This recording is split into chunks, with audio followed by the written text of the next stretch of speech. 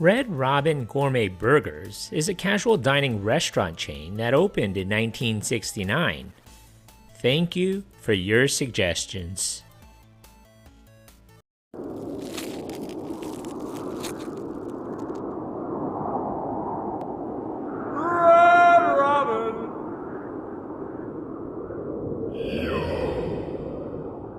Answer the call today with a prime Chop House burger, horseradish sauteed mushrooms, crispy onion straws, gourmet steak sauce, and bottomless steak fries. Or get a Southwest grilled chicken salad with fresh avocado and salsa ranch dressing. Your choice, just $5.99. Red Robin. Yum.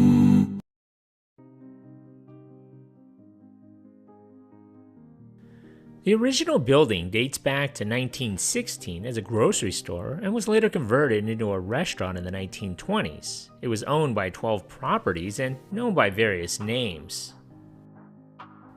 Legend has it that in 1940s tavern keeper Samuel Caston, whose barbershop quartet warbled the 1926 hit "When the Red Red Robin Comes Bob Bob Bobbin' Along," who added Sam's to the name for good measure.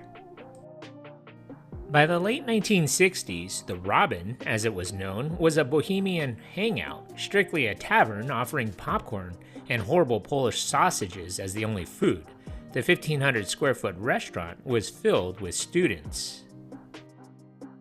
Caston sold the Robin to fledgling Seattle restaurateur Jerry Kingen, triggering a final night legendary rowdy free-for-all. In September of 1969, Kingen expanded the Robin, adding a huge deck, and dropped Sam's from its name. Later, he transformed it into a hamburger emporium and opened namesakes citywide and named it Red Robin, the new business model he called Burgers and Booze. The 1,200 square foot restaurant and tavern was located at the corner of Furman and Eastlake Avenues in Seattle, at the southern end of the University Bridge. The first restaurant, which offered gourmet burgers, found a receptive audience. It was a favored hangout for University of Washington students. Kingen continued to operate the new location as a tavern for a few years, but later added hamburgers to the menu, eventually giving fans 28 different burgers to choose from, and sales increased. The success of the first restaurant led Kingen to expand his concept by developing the format into a chain of restaurants. Kingen, who named his company Red Robin Enterprises, Inc., opened his own units and, importantly, relied on franchising agreements to augment his own expansion. The decision to franchise the Red Robin concept proved to be a significant one in the development of the chain. Through franchising and through one franchisee in particular, the chain drew its strength. Of the numerous franchisees who had allied themselves to the Red Robin concept, none figured more prominently than Mike Snider. Snider became a Red Robin franchisee in 1979 when Kingen's 10-year-old company sold the 29-year-old Snider the rights to open a Red Robin in his hometown.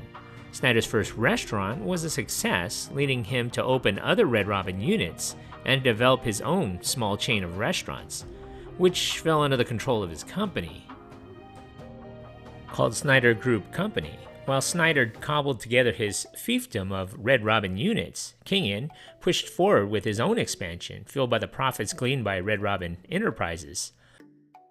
In 1983, Red Robin adopted a mascot named Red. In 1985, Red Robin Restaurants had a chain of 17 Red Robin restaurants, which 2 years earlier had adopted Red Robin International Inc. as its corporate title, a name change reflective of the company's expansion into Canada. It was at this point that Kingen decided he wanted out. He sold the company-owned restaurants to a Japanese-owned restaurant operator named Skylark Company Limited. The large publicly traded company assumed control over the 7 company-owned restaurants and presided over the 15 franchised restaurants. Skylark went to the whip and began expanding aggressively. Under its considerable financial resources to inaugurate an era of unprecedented growth, the Red Robin chain grew quickly, but the growth was errant. Under the guidance of the Japanese owners, the definitively American dining concept began to suffer from the cultural gap.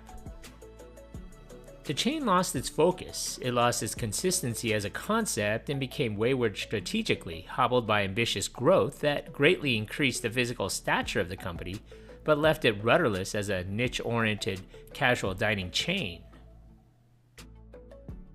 Sales at the company-owned restaurants slumped and profits fell. Efforts were made to replace management, but changes failed to correct the problems. Expansion continued as the situation worsened, characterizing a decades-long period of growth pocked by anemic financial performance.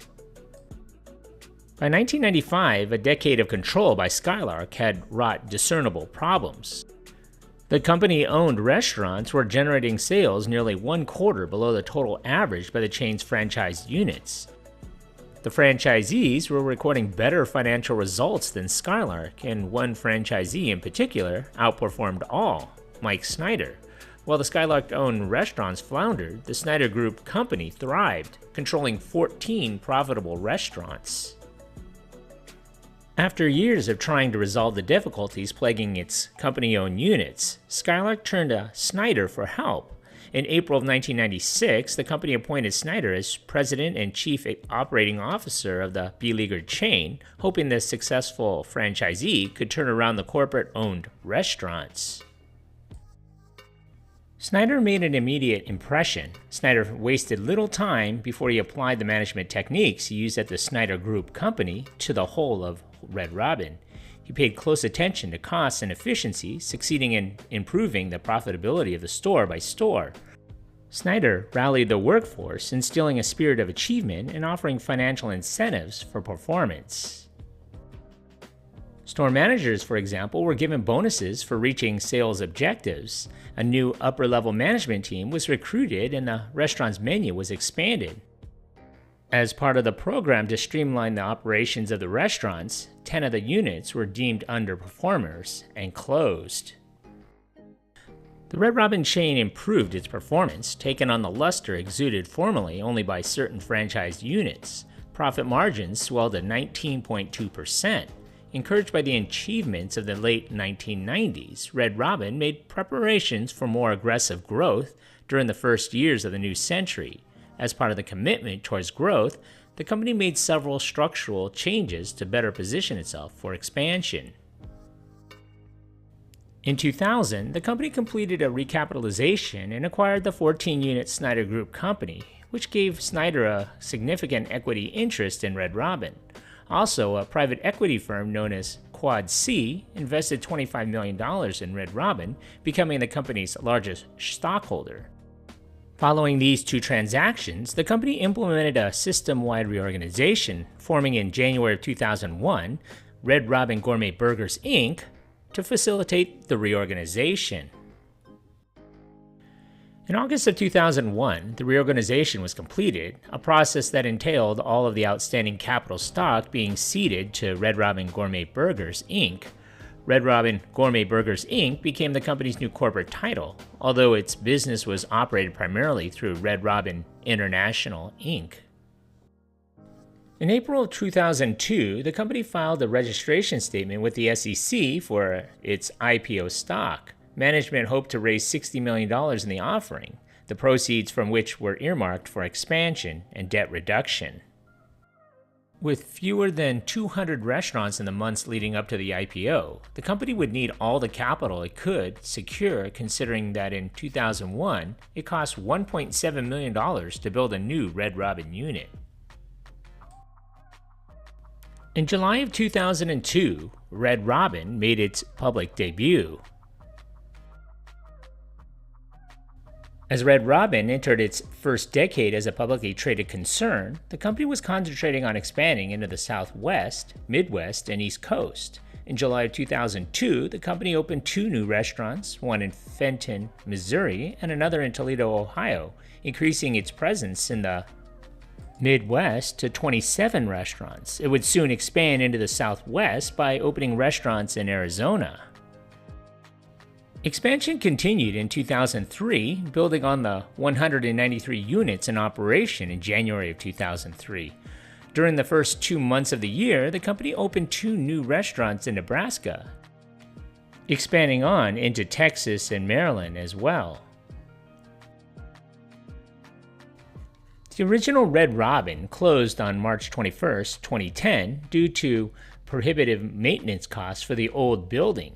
It was demolished on August 28, 2014 to make way for a 3-story residential building named the Robin's Nest. By 2015, the company had 538 restaurants with a revenue of $1.25 billion. To expand their reach, Red Robin added a simplified line of restaurants called Red Robin's Burger Works, featuring quick service and with locations in Washington State, Washington, D.C., Illinois, Ohio, and Colorado. These restaurants, which launched in 2011, would eventually be closed in 2016. 3 were rebranded as a Red Robin Express to differentiate them from the full-service locations. On December 2, 2018, Michael Snider passed away. In 2021, Red Robin's closed its location in Baton Rouge, Louisiana, and finished pulling all of its locations out of the Boston area. Today, there are 513 Red Robin restaurants in the U.S., located in 44 states and territories, and in 449 cities.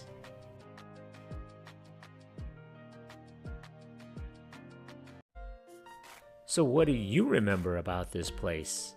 Leave a comment or a suggestion for a future video below. And if you haven't already, hit that like button and don't forget to subscribe to my channel. Thanks for watching.